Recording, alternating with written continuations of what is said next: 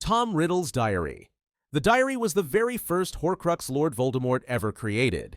At the time, he was still known as Tom Marvolo Riddle, a brilliant but deeply disturbed student at Hogwarts. The diary appeared to be a harmless black notebook, but it contained a fragment of his soul, preserved through the murder of a fellow student, Myrtle Warren, later known as Moaning Myrtle. This killing occurred during Riddle's 6th year after he had discovered the entrance to the Chamber of Secrets and unleashed the basilisk within. Unlike his other Horcruxes, this diary wasn't hidden or locked away for protection. Instead, Voldemort used it as a weapon. His goal was to reopen the Chamber of Secrets in the future, using the diary to guide and control another person. It functioned almost like a magical parasite.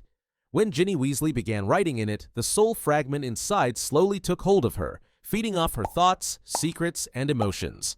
As she grew weaker, the memory of Tom Riddle grew stronger.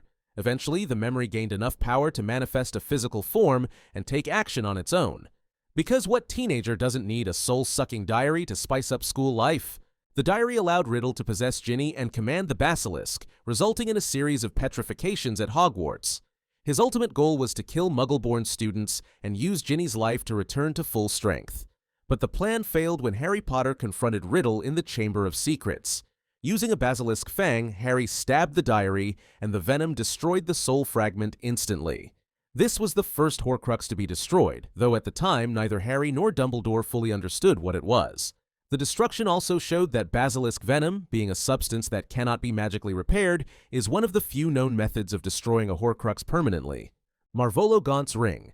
The second Horcrux created by Voldemort was a heavy, ancient ring set with a black stone. It once belonged to his maternal grandfather, Marvolo Gaunt, a direct descendant of Salazar Slytherin.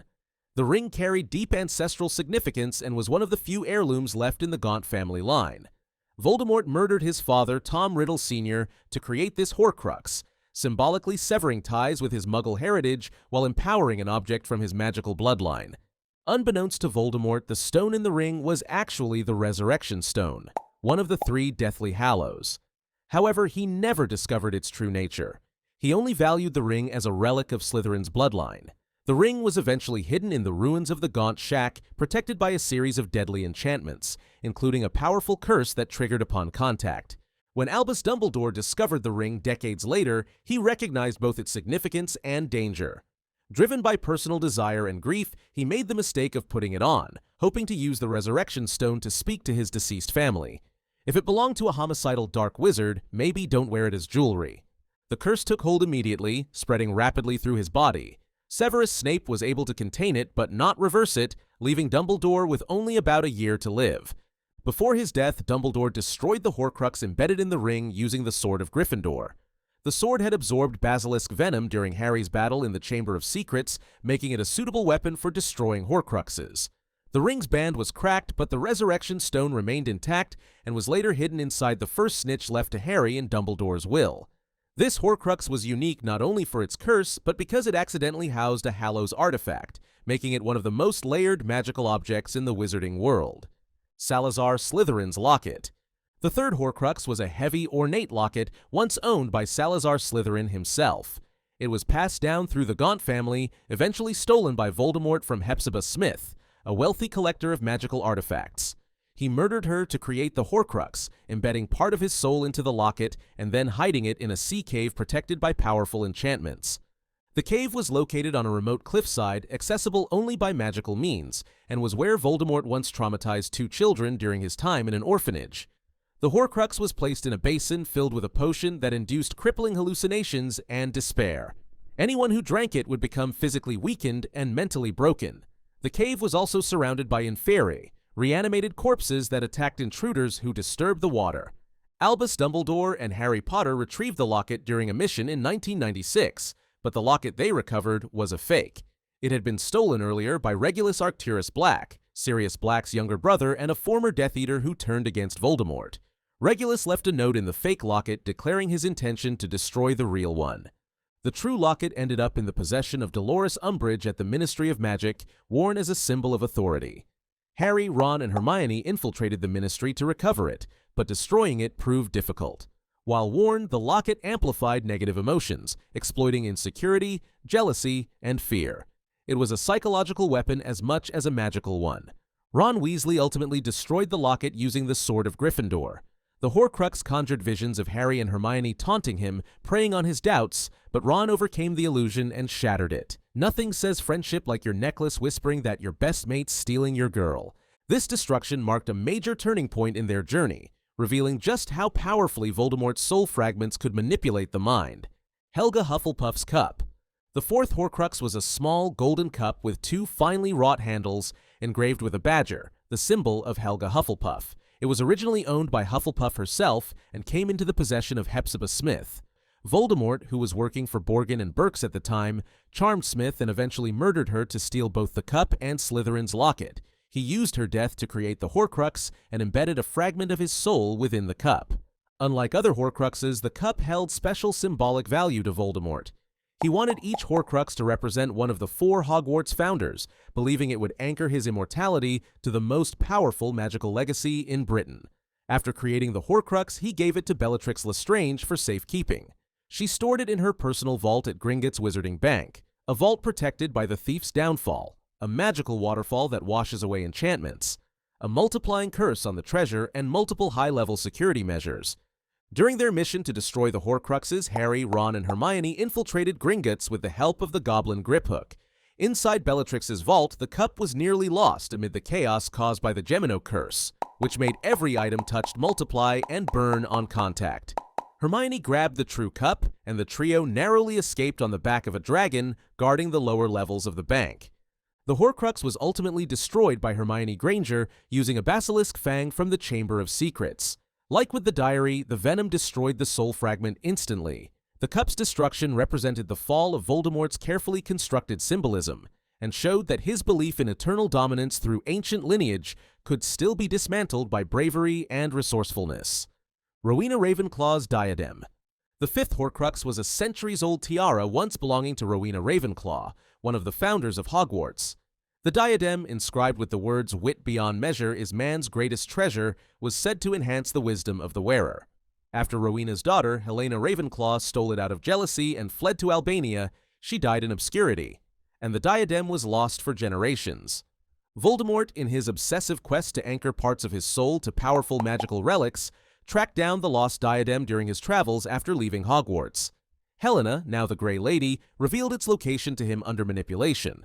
Voldemort retrieved it from a hollow tree in the Albanian forest and used the murder of an unnamed Albanian peasant to create the Horcrux.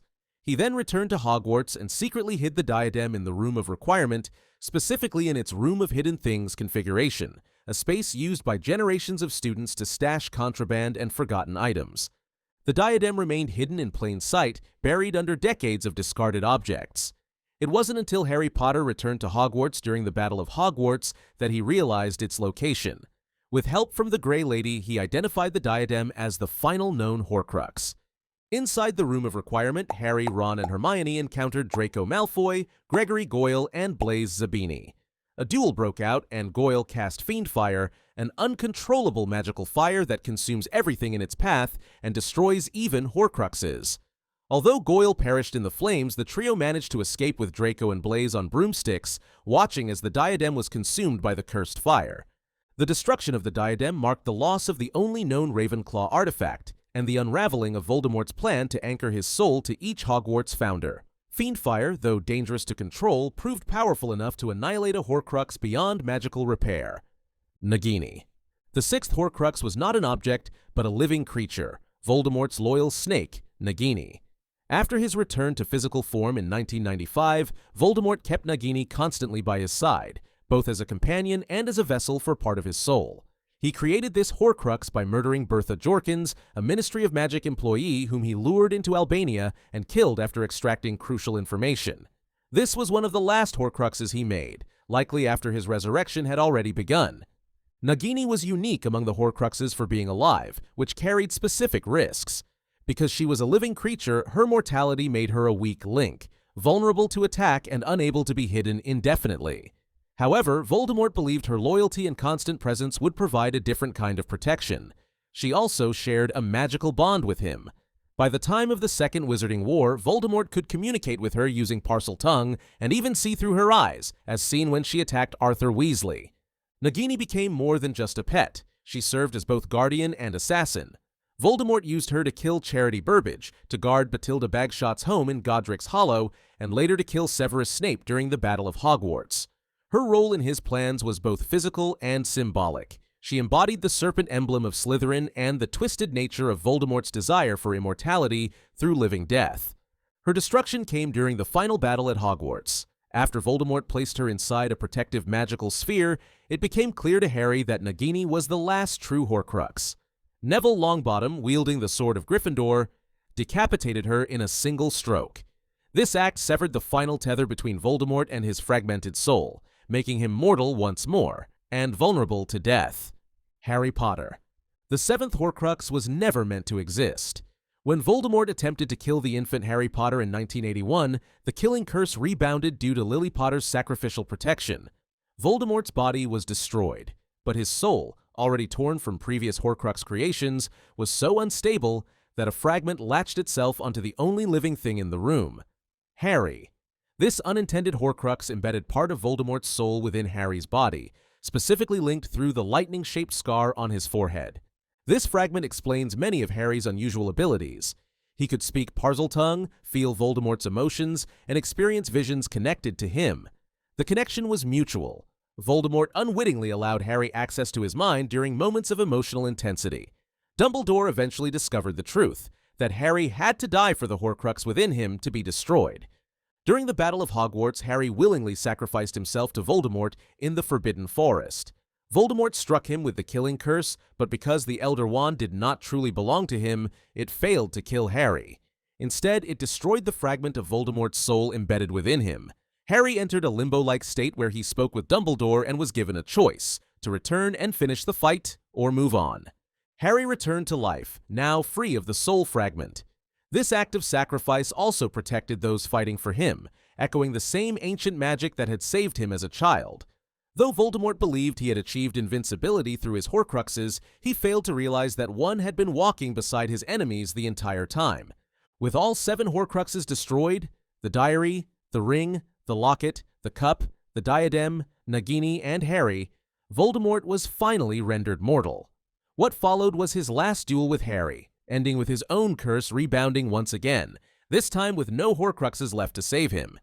If you thought Horcruxes were powerful, wait until you see how deep the magical arts really go. Every School of Magic explained.